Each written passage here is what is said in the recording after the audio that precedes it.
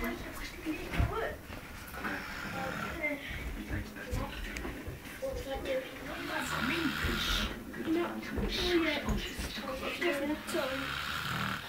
her and honour her all the days of your life.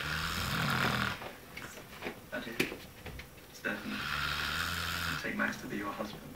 You promise to be true to him at all times in his bed. In sickness.